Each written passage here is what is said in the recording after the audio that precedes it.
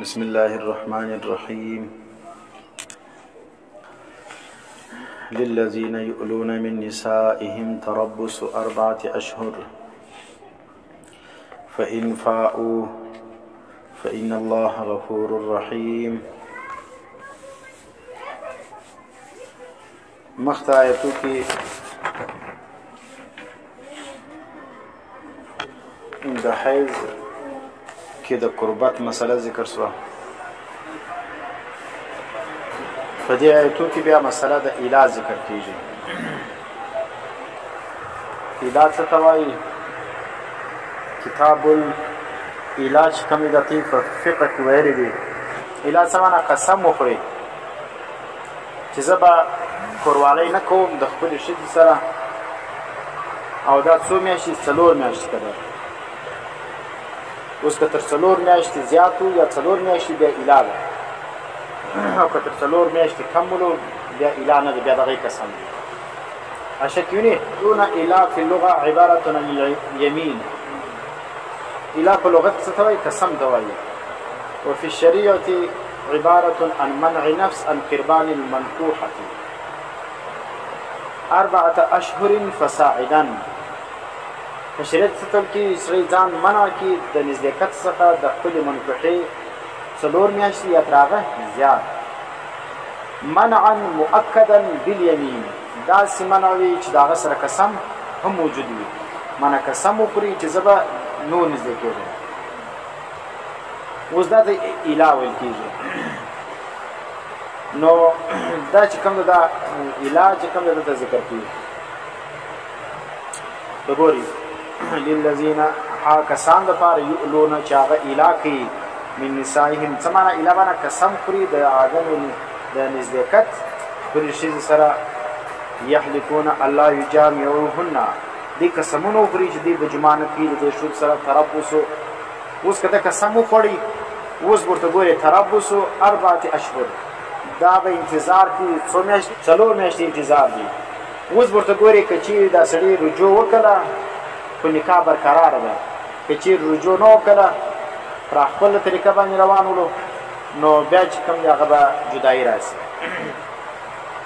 فإن فاءوا، که چیرې دوی رجوع وکړه، چا دا زوج رجوع وکړه ښځې لره، فیها څه معنی؟ په دغه مدت کې، دا 4 میاشتو کې، او بعدها عن الیمین، یا د 4 میاشتې بعد. دا خبره صحیح نه ده، صحیح شولو، ځکه 4 میاشتې بعد موږ په نظر باندې بیا دا ښځه څه کېږي؟ جلا کېږي. نو دا چې دي دا د امام شافعي صاحب مسلک دی. شافعي صاحب وایي په دغه 4 میاشتې مدت کې هم رجوع کوی شي، د 4 میاشتې بعد هم کوی شي. مریا 4 میاشتې کې دننه کوی شي، 4 میاشتې بعد نیس کولی. بیا خو ټیم پرسولو، نو ځکه بیا چې کوم د هغه ښځه باینه شوله. نو دا د امام شافعي صاحب مسلک دی، د هغه پر مسلک باندې دا دق کړی دی. شا او بعدها عن الیمین، د هغه وروسته د قسم ایدل وتې چا لره رجوع یې وکړه وتې لره. یمین چې کوم دی دا څه ته وایي؟ قسم ته وایي په نامه سره د الله، په لفظ الله باندې قسم وخوړل شي، یا د الله په صفاتو باندې دی چې شکر قسم وکړي، دا ته قسم ویل کېږي. او پاتې سلو قسم د الله ما سوا په بل چا باندې قسم خوړل، په بل چا په نامه باندې قسم نه صحیح کېږي. عائشة ته وګورئ په 10 نمبر عائشة یمین بالله، یمین په الله باندې راځي، او باسم من اسمائه، یا په یو اسم سره د الله د اسماء او صفتین بصفاته، یا د الله په صفت سره د الله په صفاتو کې یو صفت راکړي، مثلا لکه الله چې کوم دی هغه قهار دی، جبار دی، رحیم دی، اور دا صفتونه باندې قسم اخدام سي کیږي. د الله په اسماء باندې قسم اخدام سي کیږي. ومن حلف بغیر الله مثل ان قال، څوک چې قسم وکړي د الله ما سوا د بل چا په نامه باندې یا په بل شي باندې قسم وکړي. مثال کتاب الله ذکر کوي زنه ان قال چې دی وای والکعبه، معنی قسم دی په چا باندې؟ زما دی په کعبه قسم وي. و بیت الله، د الله په بیت باندې قسم وي. و نبی الله، د الله ویني پر رسول چې په قرآن فلان پر باندې قرآن سکیږي، قرآن د الله صفت دی. او نبی باندې قسم خوړل، او د بستا په صد می قسم وي. ویني دا غلط قسمونه دي. او دا رقم په کعبه باندې یا په نور شان باندې قسمونه خوړل دا ګرد چې دي دا ناجایز دي. او حلف بأبيه یا قسم وکړي په چا باندې ستا په پلار دې مې قسم وایي دا په عربو کې ستاسو د قنومت نه لیدلي کتاب والی دا چې دي دا ناجایز قسم دی. ونحوي کتاب والی زه نور نسم درښولی چې د الله ما سوا هر څوک چې کسان دې په وخوړی دا قسم نه صحیح کېږي. فلا یکونو یمینا دا یمین نه دی ښه دی دا قسم نه دی.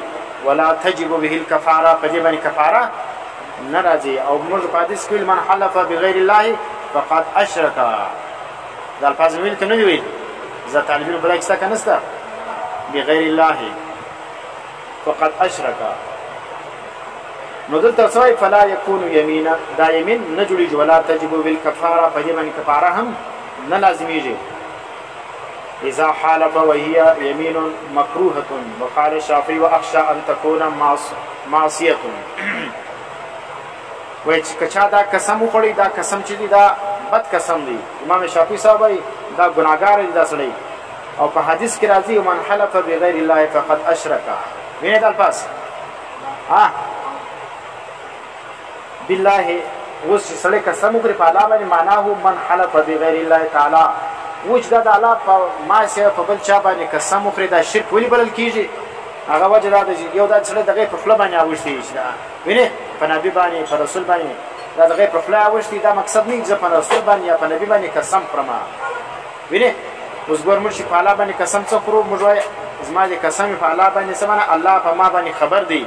نو په دې وجه باندې الله سره څه کوي پر ځان باندې گواکي چې ما دا کار نه دی کړی. ما دې قسم په الله چې ما دا کار نه دی معنا کچيري زه دروغجن ولما نو الله په ما خبر دی ما ته به چې راکړي سزا به راکړي. او وجه دې دا قسم په دا وکړي چې زما دې قسم په رسول باندې یا په نبی باندې نو عقیده دا چې نبی اسلام عالم الغیب دی. کچيري ما دا دروغ ویلو په دې کار کې یا په دې خبره کې نبی اسلام ما ته سزا راکړي. نبی اسلام په دې خبر دی نبی اسلام سزا ورکوي سي. نو دا چې دی په پلار باندې یا په کعبه باندې کعبه په دې خبره په پټو باندې نو په دې دا چې سلو نو چا چې قسم وخوري د الله ما سره په بل چا باندې عقیده وي تعظیمه ذلک الغیر دا غیر تعظیم په ځکه کې وي ولا اعتقاد به او اعتقاد پر هغه باندې ویني خالد تعظیم نه تیوي نه څه غلط. ذلک الغیر فقط اشرک دا هغه تعظیم په نیت کې وکي چې د نبی د تعظیم پر بنیاد باندې شماره دا ډیر غټ ذات دی په ما باندې خبر دی ویني او دا رقم په کعبه باندې نو دا د الله رقم تعظیم کړي د نبی یا د کعبه یا د بل چا دا رقم قسم وکړي فقد اشرک المحلوف به نو چې بچا قسم کړي دا چیز دی دا د غست الله سره شریک دی مع الله فی تعظیم ځکه قسم بس د الله په نام خوري او د الله په صفات باندې خوري. نو ته چې د بل چا په نام خوري دا معنا دا چې داغه بنده داغه په نام باندې دغه قسم خوري. لو لم يكن على قصد تعظیم کچیر قصد تعظیم نه ولو ویني ولا اعتقاد به نه اعتقاد فلا باس بینه پروا نه لري ویني بینه دغه د ګناه خبره ده نه جایز ده ناجایز ده لیکن شرک نه دی. قوله ولا ابي ونحو ذلك هغه مثال دا دی لکه سره چې ولک زما د قسم په پلار باندې ویني دلته دا مقصد نه دی چې د پلار د چا سره د الله سره شریکي. نو که چیر دا رقم عقیده ولا چې نه د پلار د تعظیم عقیده او نه د علم غیب عقیده ولا نو بیا چې کوم ګناه ده لیکن قسم نه دی شرک هم نه دی. کما جرت العاده به العاده ولا قسم اذا مش عادت کې دي. وقال على الرازي علي الرازي امام رازي صاحب فرمایي اخاف الكفر على من قال. امام رازي صاحب فرمایي وای کچا دا کلمه ویل چې په نبی باندې مقسم یا په رسول باندې یا په کعبه باندې زبیرل داسې چیز نسی کافر نسی. على من قال بحياتي وبحياتك وما أشبهها ولولا أن العامة يقولونه ولا يعلمونه لقلت أنه أشرك.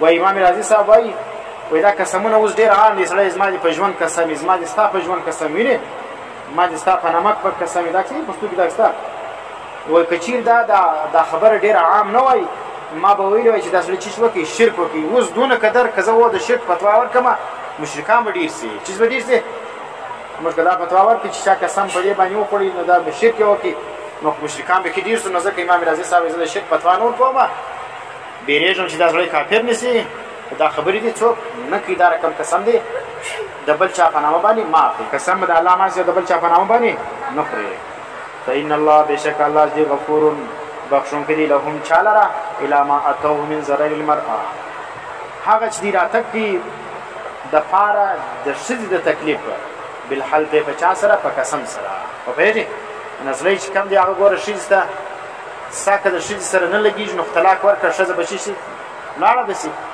ته راولاړ سې که چیز دې وخوړي قسم دې وخوړي 4 میاشتې دا ناسته ده 4 میاشتې تېرې سوي دي دغه بعد دی راولاړ سي بیا یې رجوع وکړه پوهېږې نو چې رجوع یې وکړله خو برته بیا د ده ښځه سوله دغه بعد بیا راولاړ سي بیا قسم وخوړي بیا 4 میاشتې ناست دی نو دا چې سلو که چیرې د سړي دغه رجوع کې نیت د چی شوي د ضرر وي نو الله چې کوم دی هغه چیز دی په دې باندې خبر دی وینې نو ښځې ته به ضرر نه رسوي نو که چیرې ضرر د نیت ټولو توبه وکړه الله بخښونکی مهربانه دی